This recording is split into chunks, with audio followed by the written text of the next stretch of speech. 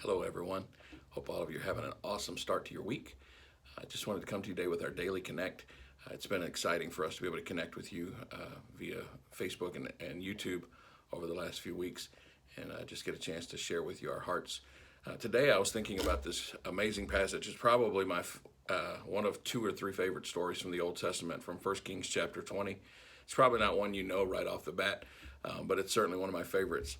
And I'd like to read to you from that passage today. It says in 1 Kings chapter 20, verse 22, it says, "And the prophet came to the king of Israel and said unto him, Go, strengthen thyself, and mark, and see what thou doest. For all at the return of the year, the king of Syria will come up against thee. And the servants of the king of Syria said unto him, Their gods are gods of the hills. Therefore they were stronger than we. But let us fight against them in the plain, and surely we'll be stronger than they. And do this thing, take the kings away, every man out of his place, and put captains in their rooms, and number thee an army like the army that thou hast lost, horse for horse and chariot for chariot, and we will fight against them in the plain, and surely we shall be stronger than they. And they hearkened unto their voice, and they did so. And it came to pass at the return of the year that Benhadad numbered the Syrians, and he went up to Aphek to fight against Israel. And the children of Israel were numbered and were all present and went against them. And the children of Israel pitched before them like two little flocks of kids. But the Syrians filled the country. And there came a man of God and spoke unto the king of Israel and said, Thus saith the Lord, because the Syrians have said, The Lord is God of the hills, but he is not God of the valleys. Therefore will I deliver all this great multitude into thine hand, and ye shall know that I am the Lord. And they pitched one over against the other for 7 days. And so it was that in the seventh day the battle was joined, and the children of Israel slew of the Syrians 100,000 footmen in one day.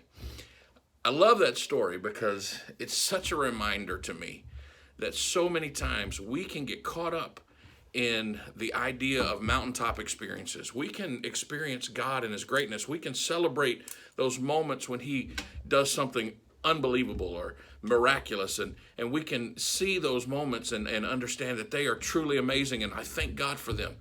But the reality is, if we get caught up in living solely for the mountaintop experiences, we can kind of begin to think of God as a mountaintop God. But the reality is this: God is more real to me in those moments when I'm in the valley than he is when I'm on the mountain. Psalm chapter 23 says that when I walk through the valley of the shadow of death, I don't have to fear evil because he's with me. He is there. He doesn't leave me just because I'm in the valley.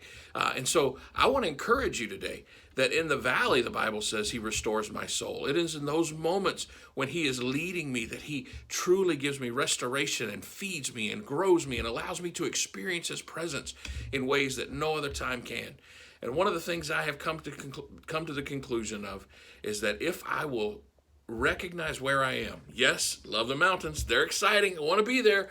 But if I'll recognize that the valley, in those valley moments, that in there, God can take me to new places in him, new depths in him. There I can grow in him and I can experience his presence in ways that I've never experienced before. Because it is there he protects me, he cares for me, he covers me, he leads me, he directs me, he finds me places of cool water and finds me places of sustenance. And when the enemy tries to come and attack me, he wants to attack me at my lowest point. And that's usually when I'm in the valley. But what he doesn't realize is that while I've been in the valley, I've been having my soul restored and I've been being strengthened by the God. And even in my weakness, he is made strong. And so I just want you to understand today, you may feel like life has got you in the valley. It doesn't mean that it's over. Just because I'm in the valley doesn't mean it's over, because the God of the mountains is also God of the valleys. He doesn't leave you when you go into the valley and wait for you to come up the other side. Oh, no, no, no. He comes and he descends down that mountain with you. He walks through all the tough places. He helps you cross over those streams of water that seem they're going to carry you away, and he takes you up and he leads you up to the other side. It's a journey with God, and that's the beauty of living for him. We walk day by day by day with him, and when we're joined with him, there's no mountain too high. There's no valley too wide. There's nothing that we can go through that he will not go with us, and he will carry us through those moments when we need him the most. Today, I pray that you will recognize where you are and know that God is with you. God is for you. He will not leave you, and he will take care of all the moments that you feel overwhelmed or feel unnourished or feel taken aback by the situations that we're in.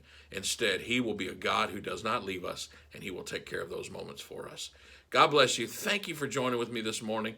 I hope this day starts off great for you and it carries through the rest of the week. I look forward to seeing you very soon. God bless you. Have an awesome, awesome week.